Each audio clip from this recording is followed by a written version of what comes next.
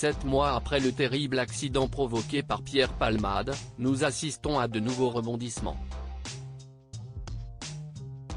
Les résultats de 2 expertises menées afin de déterminer les circonstances du drame pourraient bouleverser l'affaire. Nos confrères du Parisien ont en effet pu consulter les rapports remis à la juge d'instruction. La première conclusion donne les détails sur les circonstances du décès du bébé de la passagère accidentée. Le deuxième rapport, qui fait également partie du dossier d'instruction, met en lumière l'origine de l'accident. Il est fort probable que la qualification pénale des charges qui pèsent sur l'humoriste de 55 ans pourrait changer. Pierre Palmade @dr Une faute de conduite. Alors que Pierre Palmade était sous l'emprise de la drogue, il avait pris le volant le 10 février dernier. Le comédien avait alors provoqué un terrible accident faisant 3 blessés, un homme, son fils et sa belle-sœur. Mis en examen, le grand ami de Mireille Dumas a vu son contrôle judiciaire s'alléger au fil des mois.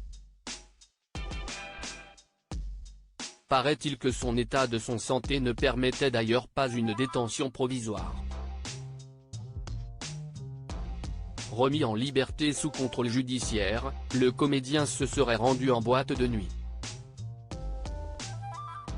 Le rapport d'accidentologie pourrait cependant tout changer. L'auteur des faits serait en effet le seul responsable. Autrement dit, le drame relève entièrement d'une faute humaine. Aucune anomalie technique n'a été constatée. Selon les explications fournies, il aurait fait une brusque embardée vers la droite. Ce, avant de tenter de se repositionner, en vain.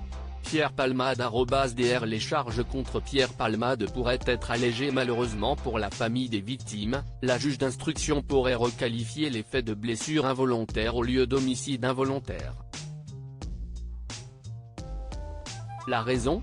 Selon une récente expertise médicale, le bébé de la passagère accidentée est décédé avant sa naissance.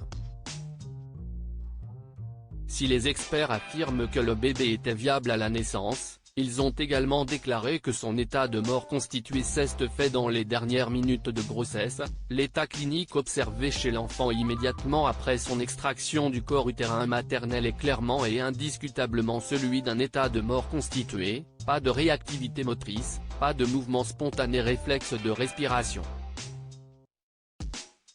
De par ce fait, celui-ci ne dispose pas d'une personnalité juridique. De ce fait, l'ancienne acolyte de Muriel Robin encourt une peine de prison entre 5 et 7 ans. Initialement, il risquait de passer plus de 10 ans derrière les barreaux.